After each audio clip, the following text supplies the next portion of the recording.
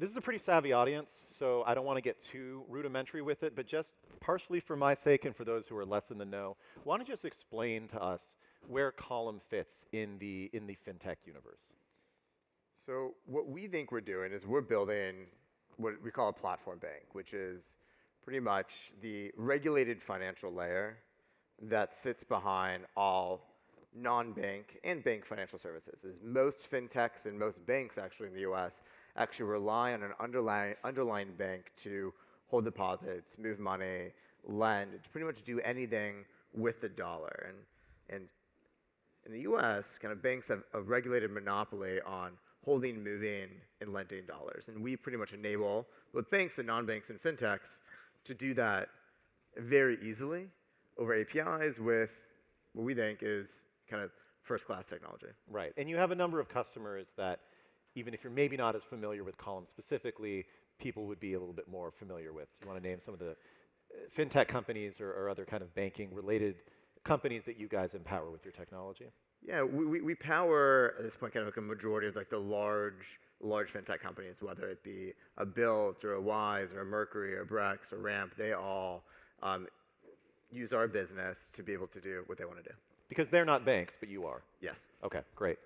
Let's get a little bit more foundational here, Yeah. though, because we had an interesting discussion a couple days ago and then just now before we got on stage. Your kind of thesis around building on the dollar. The dollar is kind of like the core element of what can be like a larger superstructure that can, mean a lot of things for business, foreign policy. Let's dive into that. So previous to this, I started a company called Plaid, and which, I'd say we have an up and down relationship with banks. And so when people found out, they're like, oh my gosh, you're going to become a bank, they was like, oh my God, you're going to the dark side. This is like, it's kind of surprising and also like kind of boring. Like what? Like, do you actually want to be a bank? And I think what I told people then and kind of what I told people now is I think we're at this fundamental shifting spot, which is for the past couple decades, if you think about what Silicon Valley has done, what are we doing? At Silicon Valley, we're like building on top of like the bit. We are building software and then we're building abstractions on low-level software. And then that kind of gets to where we are today, whether it be SaaS or fintech or AI. We're simply building abstractions on top of this fundamental element, which is, the bit. And I think what we are trying to do, and I think what we have done over the past couple of years, is we have said, actually, the dollar is that fundamental primitive that we are building off of. And it's our job to make the dollar as easy building block as humanly possible.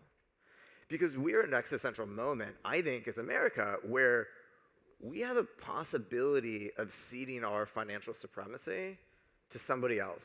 Or in many ways, it just goes away and we're just a collective of countries that do not have a financial epicenter.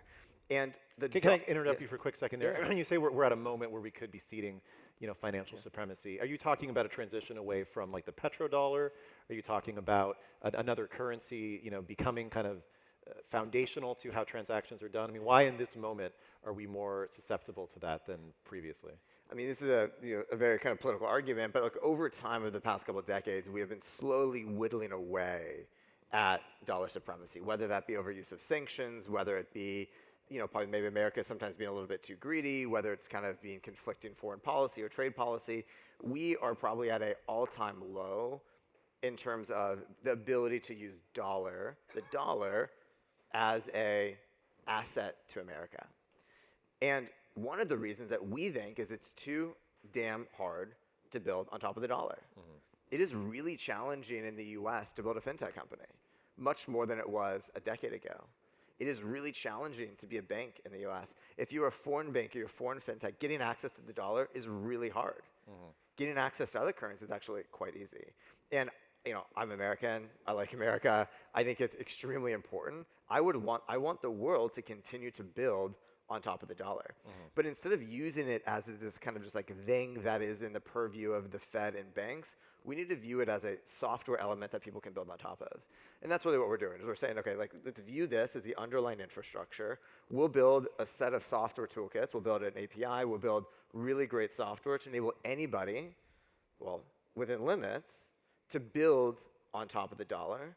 And in many ways, what I think will continue to make financial services and fintech one of America's greatest exports. Yeah. Explain to me the value of building on top of the dollar. I mean, you kind of touched on it a little bit from a political standpoint, and obviously we're at a time where that has been discussed a lot. Just the value of the dollar, it being used as a tool of sanctions. Yeah. Is that really what you mean at the core of, what the dollar can mean in terms of a foundational element? I mean, I think the dollar is, it's an exorbitant privilege as America has. It's the greatest privilege that we have, the fact that we have the world's currency. Both in the US, it means that we have great financial services, but it could be a lot better. Like real-time payments is a huge laggard in the US. Like a lot of our systems are relatively archaic because our financial infrastructure is archaic. And so it's going to lubricate American economy if we have better fintech, if we have better financial services. But also abroad as well, if we get people used to using the dollar, people use it for trade.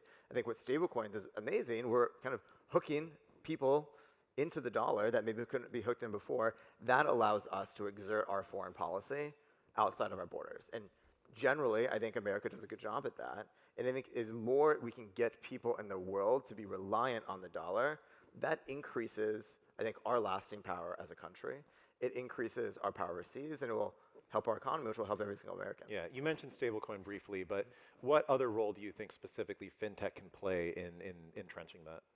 I mean, if you look at kind of like the precursor to stables, whether it be the AOL, X's and Y's, et cetera, American banks and the correspondent banking relationships, there were more dollars overseas than there are in the US.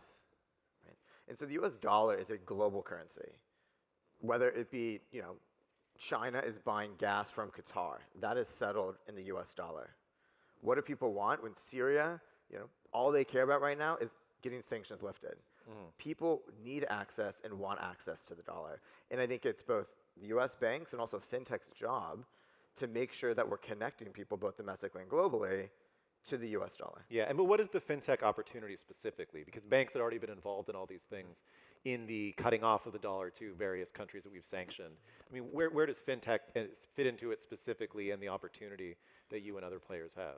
Well, so I don't know what the exact opportunity for the dollar is in every single country. I think I'm not a retail guy. If you guys know me, like I don't build consumer applications. I build abstract infrastructure companies that nobody really understands. And so like I think it's my job to like lubricate those ideas. It's my say. I want to give you the tools.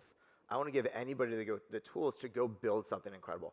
I don't know what that is. Like when I started Plaid, I didn't know that the killer use case was going to be Venmo, Cash App, Robinhood, Coinbase. If I was smarter, if I knew it, I would have built them. They're much bigger companies than Plaid.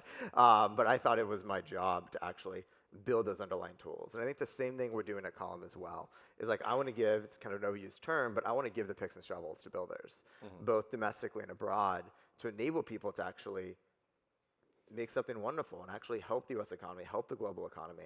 If you look at people both domestically and international, financial services is most people in the world's #1 stress point. That's crazy. And obviously fintech can't help all of that, but damn, we can make a pretty good dent. And you guys are somewhat in this merging of traditional finance, of trad finance, and what you call fintech, or to a degree, cryptocurrency. Yeah. What do you think fintech is uniquely capable of delivering disruptively in all these areas? Like basically, why fintech? I think what has been super interesting over the past couple of decades, like people always ask like why fintech matters. Like why fintech matters, I think, is because they can move at a velocity to distribute software much faster than a regulated bank can. I know my world quite well. I build software in the regulated regime. I do not build experiences for consumers. I do not build experiences for small businesses. People outside the regulatory perimeter can move way faster and way smarter than I can on those type of things. And so I'm focused on building what I do best, which is on the infrastructure layer, on the regulator layer, to enable everybody else to move super quickly.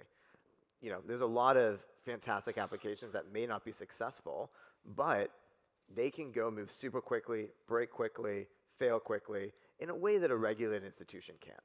And I think that kind of iteration cycle and that ability to fail is super, super quickly. But just the existing regulated infrastructure, like environment, for good reason, doesn't really allow you to fail quickly. And I think that's a very positive side. But we still need an aspect of financial services that can fail quickly. Otherwise, we're just going to get left behind. Yeah, and so tell me what you're getting now, body language-wise, or even more specifically from the current administration on all these points. I mean, they came into office largely on a platform about deregulation, about being friendly to crypto at least. You spend a lot of time in DC. Well, what can you tell us? Anybody who is going to sit up here and tell you what to expect in DC or where the political winds are going is a grifter, and they're lying to you. Okay. A lot of that in DC regardless. So, okay. And most of the appointed positions haven't even got confirmed. Some of them actually haven't gotten announced yet.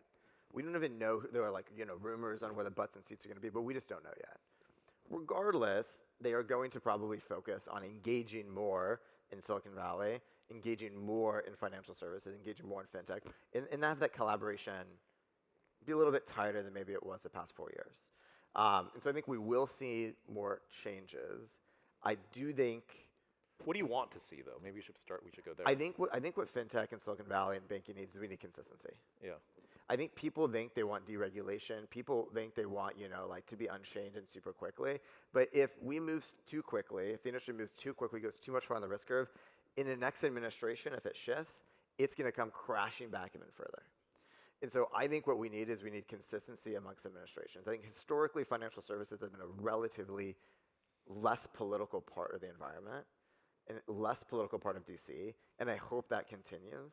Because I think the hardest thing for us right now is that whipsawing. I think people kind of forget that the statute of limitations is much longer than term limits. Mm-hmm. And so, you may think you can do something now because, nobody's going to catch you. But the problem is in 3 or 7 years, if something switches, it could come crashing back. And so, we aren't really changing our stances. We aren't really going higher or lower based off political environments. We're being very consistent. I think. But you're still looking for change, right? I mean, what do you want? At least the beginnings of momentum-wise to start happening now that will, smooth the path towards. I think what is happening. I think we are getting a little bit more clarity. I think there clearly is a path to getting more clarity around things like stablecoins. I think that is helpful. Right or wrong, there's going to get more clarity. I think there's a recent addition to the bill that focused on mandating FinCEN actually provide guidance on decentralized exchanges. Super helpful. I don't really know or care which way they go. I just thinking that getting that clarity so Silicon Valley can kind of move around that, I think that is the most helpful thing. And I do think we will get better than we were before. I don't think we're getting to the bar that I want, or probably people in the room want, but we will get somewhere. Yeah, and in terms of bad legislation or moves that you think are going to end up, like you say, pulling back any level of openness or innovation to kind of recursively affect these companies, I mean, what are you worried about? Without probably getting too political here, I do think shadow banking is a bit of a threat to the U.S. financial services system. I think it's a bigger threat. It's a much bigger part of the market than people think. And when risk moves out of the regulated financial system, the risk doesn't go away. It just goes to the shadows. And I think we are probably asking for a world of hurt. And sometimes I do think policymakers or Silicon Valley or people just want to move financial services into the shadow banking sector.